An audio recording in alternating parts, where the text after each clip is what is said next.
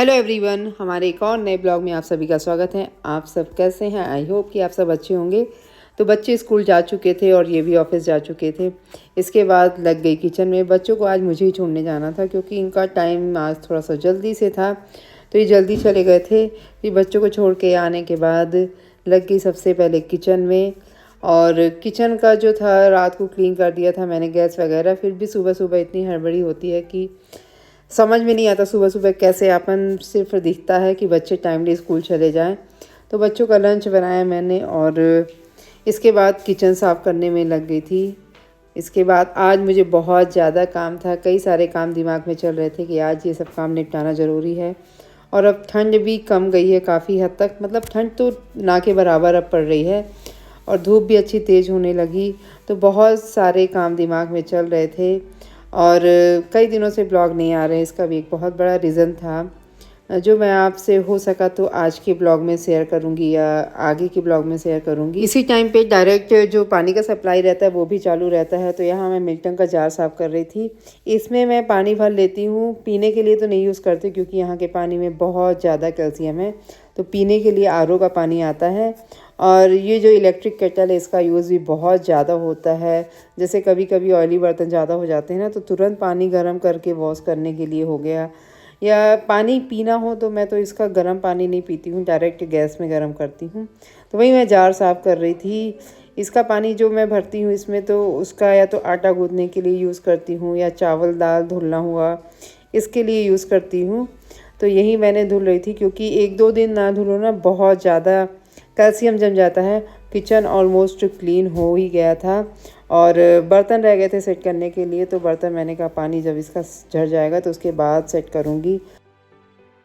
अब दिन बड़ा होने लगा है तो अगर बच्चों को छोड़ के आने के बाद तुरंत लग जाती हूँ काम में, तो 12-1 बजे तक सारे काम निपटा लेती हूँ और मैं सारा काम खुद से ही करती हूँ। तो स्टेप बाय स्टेप इकट्ठा तो नहीं कर पाती क्योंकि बहुत ज़्यादा थक भी जाती हूँ।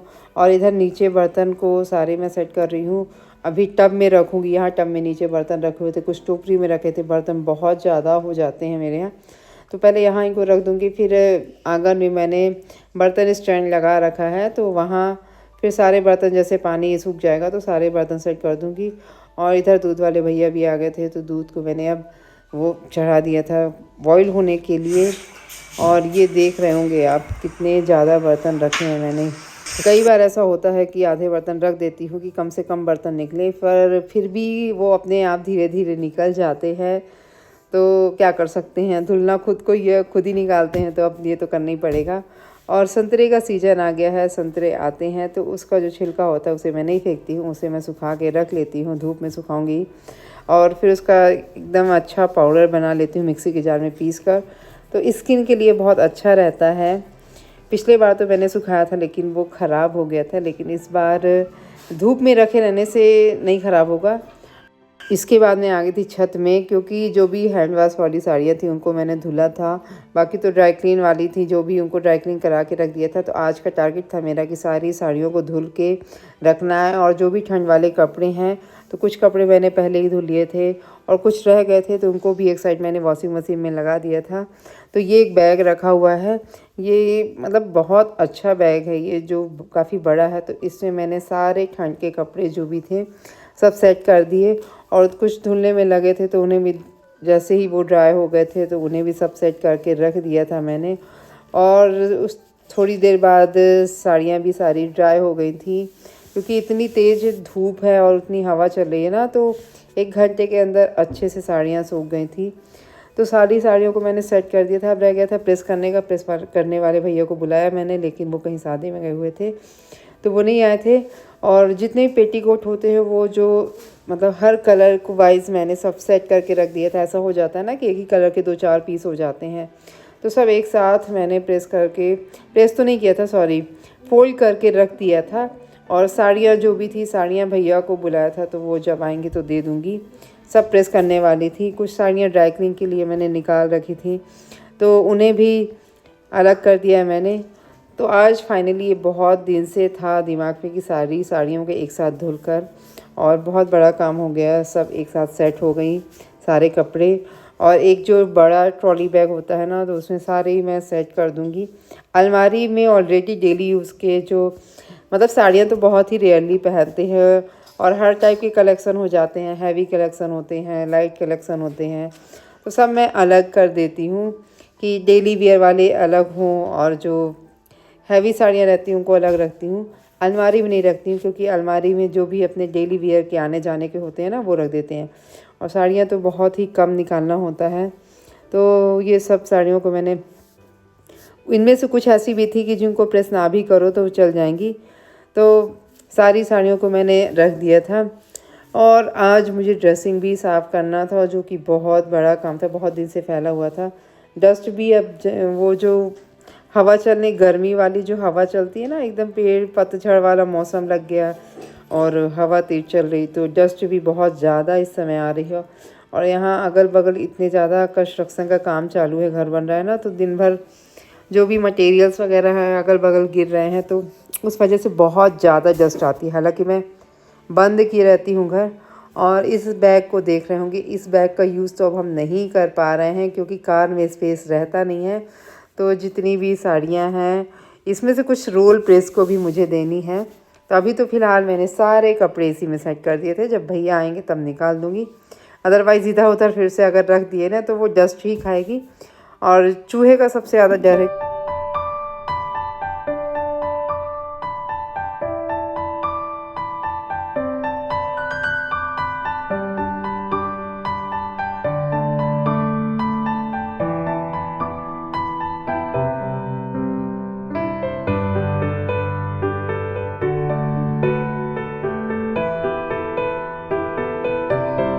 बेडशीट वगैरह सब आज मुझे चेंज करना था, तो बेडशीट को धुलने में मतलब आज तो नहीं लगाया था, बाद में धुलूँगी। आज ऑलरेडी डेली वेयर के कपड़े या वुलन कपड़े इतने ज़्यादा थे, तो बेडशीट सब एक साथ मैंने अलग कर दिया था। और इधर ड्रेसिंग की वायर काफ़ी दिनों से निकली हुई थी, तो आज मैंने फिर ड्रेसिंग को साइड करके डस्टिंग भी किया प्रॉपर, और वो लाइट का प्लग भी लगा दिया था, प्लग निकला हुआ था।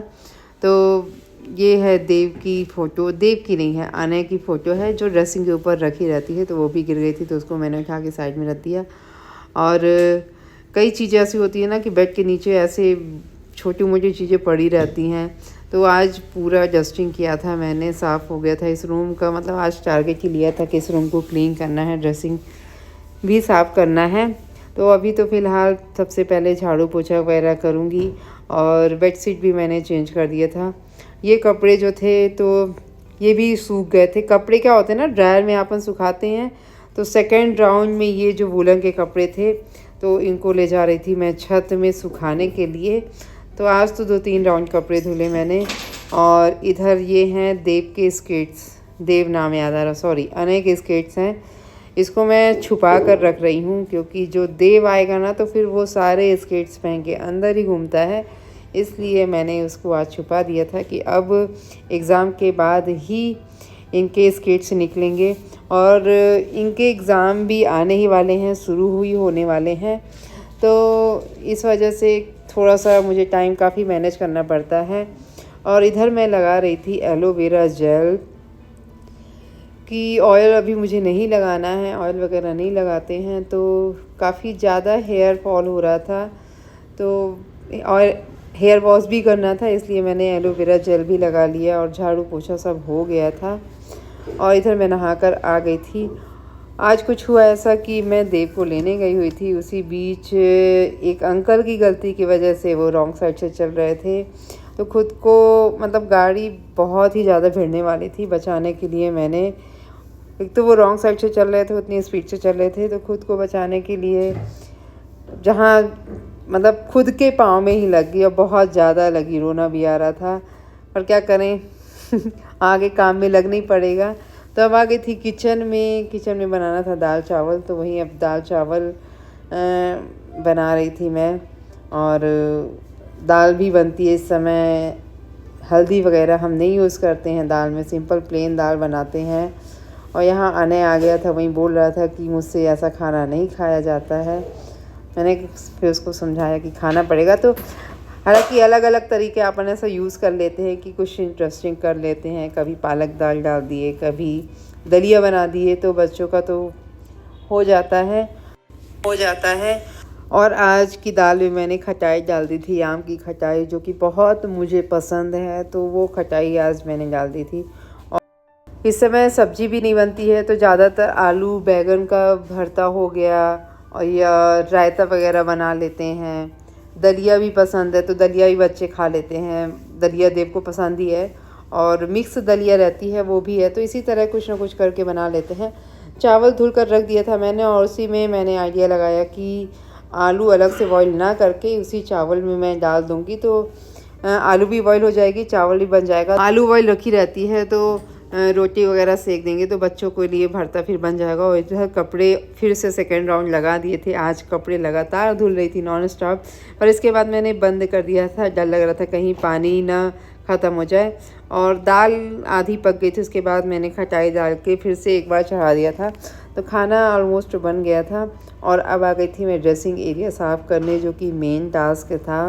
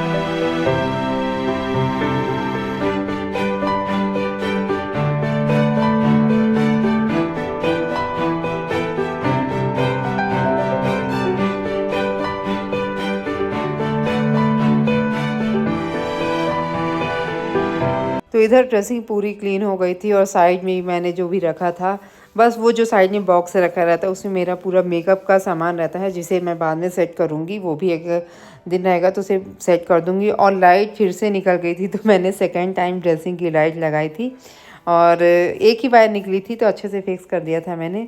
तो ड्रेसिंग ऑलमोस्ट सारी क्लीन हो गई थी। इसके बाद बच्चों को खाना देने आ गई थी और लास्ट में अब जाकर मैं बैठकर अपने पाँव में पट्टी लगा रही थी। हिम्मत तो नहीं थी, इतना ज़्यादा पेन था कि मैं उसको क्लीन कर सकूं डेटॉल से। मैंने कोई क्लीन नहीं किया और ऐसे ही मैंने बेटाडीन और पट्टी बांध लिया था कि कुछ देर तक पेन जो है बर्दाश्त होने लायक हो जाए। और ब्लड भी बंद हो गया था, लेकिन कट इतना ज़्यादा था कि बहुत ज़्यादा पेन हो रहा था। काम सारा फ्री हो गया है और अब मैं आ गई थी रेस्ट करने। और आप सभी से कुछ शेयर करना था। अभी हमारी फैमिली में बहुत बड़ा हादसा हो गया है। सोचा नहीं था कि जहाँ एक तरफ लोग खुशियाँ मनाने का इंतज़ार कर रहे थे, वहाँ भगवान इतना बड़ा गम दे देगा।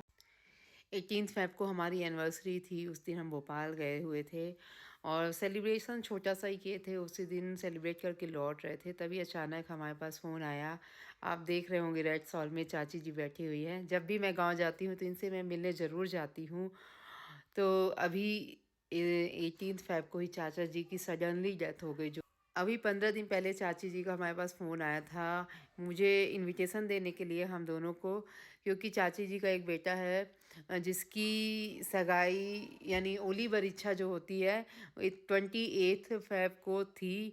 और चाची ने इनवाइट किया था हमें और उसी दिन उनका घर का वो भी था, गृह प्रवेश भी था, उन्होंने घर बनवाया है। पर इतनी बड़ी खुशियाँ जहाँ मनाने का सोच रहे थे, भगवान ऐसा गम दे देगा किसी ने भी नहीं सोचा था। और ये बहुत ही शॉकिंग सबके लिए है। चाची जी उस दिन गई हुई थी अपने भतीजे की शादी में 5 बजे शाम को, 18 फरवरी के दिन। और सडनली शाम को 7 बजे चाचा जी की डेथ हो गई।